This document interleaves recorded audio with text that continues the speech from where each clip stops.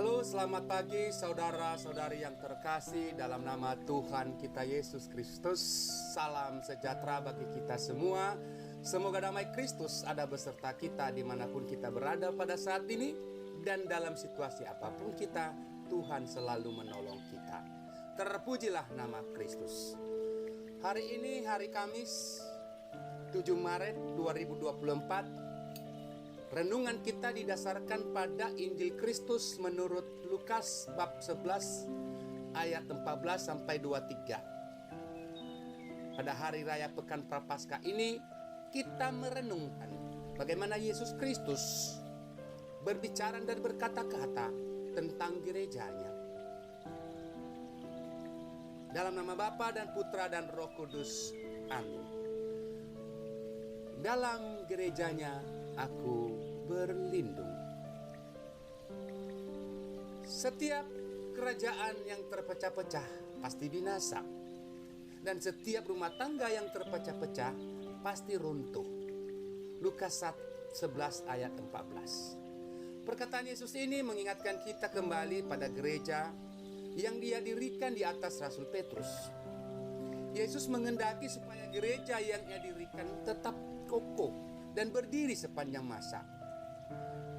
Bahkan alam maut pun tidak akan pernah menguasainya, seperti yang Dia katakan di dalam Matius 16 ayat 18 sampai 20. Yesus mengajak kita untuk bersamanya dan berpihak kepadanya melalui gerejanya yang satu, kudus, katolik dan apostolik, yang telah Ia dirikan di atas para rasul, dan para rasul nanti melanjutkan gerejanya itu sampai hari ini, bahkan sampai untuk selama-lamanya.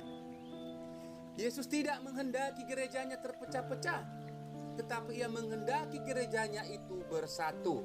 Ingat, sejak semula Yesus mendirikan gerejanya itu, Dia menghendaki gerejanya itu bersatu, tidak untuk terpecah-pecah,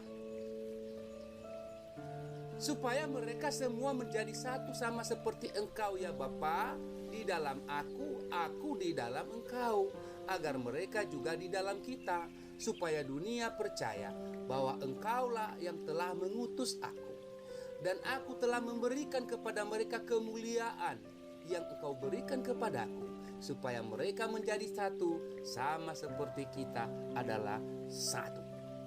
Itulah salah satu bait kata dan amanat Kristus tentang gerejanya. Yohanes 17 ayat 21 sampai 22.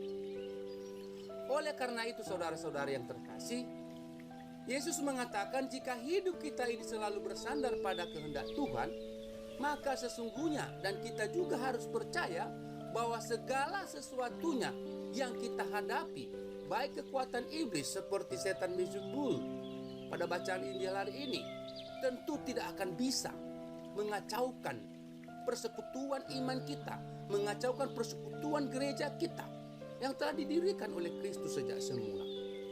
Beelzebul yang dimaksud di sini adalah iblis yang dianggap sebagai penghulu setan. Tetapi Yesus dan murid-muridnya mempunyai kuasa untuk mengusir setan itu. Maka kita juga sesungguhnya sudah diberikan kuasa untuk mengusir setan-setan yang mengganggu terpecah-pecahnya gereja yang didirikan oleh Kristus di atas para rasul sampai hari ini. Dan kita percaya jika kita teguh dan berpegang pada gereja yang didirikan oleh Kristus, yaitu yang satu, kudus, katolik dan apostolik, maka iman kita tetap berada di dalam kekudusan dan terjaga, dan kelak kita akan memperoleh kebahagiaan di dunia ini dan juga kehidupan yang kekal. Yesus memberikan kuasa, dan kuasa yang dimaksud di sini adalah kuasa yang datang dari Allah, bukan dari seperti yang dituduhkan oleh orang-orang Farisi kepadanya. Jika aku mengusir setan dengan kuasa Allah, maka sesungguhnya kerajaan Allah sudah datang kepadaku. 11 ayat 20. Dalam bacaan pertama, kita juga bisa melihat dalam kitab Nabi Yeremia, Allah bernubuat kepada Nabi Yeremia, dengarkanlah suaraku, maka aku akan menjadi Allahmu, dan kamu akan menjadi umatku, dan ikutlah seluruh jalan yang kuperintahkan kepadamu, supaya kamu berbahagia. Jadi selaras dengan Injil dari awal tadi, bahwa kehendak Allah, kehendak Kristus telah dinubuatkan jauh sebelumnya. Dan bahkan jauh sebelum Yesus datang ke dunia.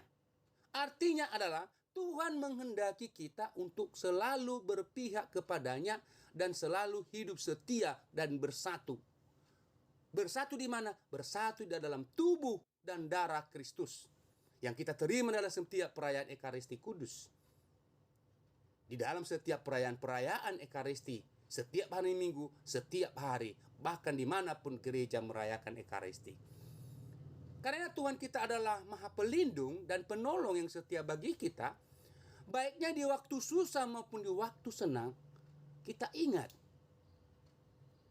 Ketika kita susah, kita berseru kepada Tuhan supaya Tuhan menolong kita dengan rahmat Roh Kudus-Nya. Dan ketika kita senang, memperoleh berkat, memperoleh kelimpahan, sukses, dan segala macamnya, kita juga jangan lupa untuk bersyukur.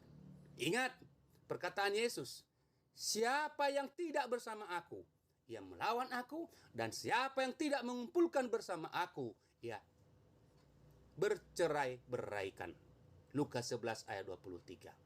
Maka oleh karena itu, katakanlah sekali lagi dalam iman kita masing-masing, dalam kehidupan kita sehari-hari, dalam gerejanya aku berlindung. Dalam gerejamu, oh Yesus, aku ada. Amin. Dalam nama Bapa dan Putra dan Roh Kudus. Amin.